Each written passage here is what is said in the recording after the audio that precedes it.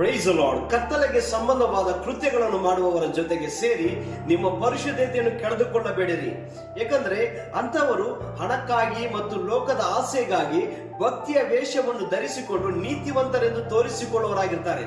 ಅವರ ಬಳಿಯಿಂದ ಬರುವಂತಹ ಆದಾಯಕ್ಕಾಗಿ ಅವರ ಜೊತೆಗೆ ಸೇರಿ ಅವರಂತೆ ನಡೆಯದೆ ಎಲ್ಲದಕ್ಕೂ ನೀವು ಸಹಾಯ ಮಾಡದೆ ದೇವರಿಗೆ ಭಯಪಡುವವರಾಗಿ ಗದರಿಸಿರಿ, ಎಚ್ಚರಿಸಿರಿ, ದೇವರ ಮಾರ್ಗದಲ್ಲಿ ನಡೆಯಿರಿ. ಯಾಕಂದ್ರೆ ದೇವರ ವಾಕ್ಯ ಬರೆಯಲ್ಪಟ್ಟಿದೆ. ಎಫೆಸದವರಿಗೆ ಬರೆದ ಪತ್ರಿಕೆ 5ನೇ ಅಧ್ಯಾಯ 11ನೇ ವಾಕ್ಯದಲ್ಲಿ, ಕತ್ತಲೆಗೆ ಸಂಬಂಧವಾದ ಕೃತ್ಯಗಳಿಂದ ಯಾವ ಪ್ರಯೋಜನವೂ ಬರಲಾರದು, ಅವುಗಳಲ್ಲಿ ಪಾಲುಗಾರರಾಗಿರದೆ ಅವುಗಳನ್ನು ಬಯಲಿಗೆ ತಂದು ಖಂಡಿಸಿರಿ ಎಂಬುದಾಗಿ ಬರೆಯಲ್ಪಟ್ಟಿದೆ. ಹಾಗಾದ್ರೆ ಅದರಿಂದ ಯಾವ ಪ್ರಯೋಜನವಿಲ್ಲ. ಅಂತವ್ರನ್ನ ಸಪೋರ್ಟ್ ಮಾಡಬೇಡಿ, ಅಂತವ್ರ ಜೊತೆಗೆ ನಡೆಯಬೇಡಿರಿ. ಯಾಕಂದ್ರೆ ಭಕ್ತಿಯ ವೇಷವನ್ನು ಹಾಕಿಕೊಂಡು ಜನರನ್ನು ವಂಚಿಸುವವರಾಗಿದ್ದಾರೆ. ಅವರಿಂದ ಬರುವಂತಹ ಆದಾಯಕ್ಕಾಗಿ ನಿಮ್ಮ ಒಂದು ಆಶೀರ್ವಾದವನ್ನು ಕಳೆದುಕೊಳ್ಳಬೇಡಿರಿ. ಯಾಕಂದ್ರೆ ಕಡೆಯ ದಿನದಲ್ಲಿ ಅನೇಕರು ಕೈ ಬಿಡಲ್ಪಡ್ತಾರೆ.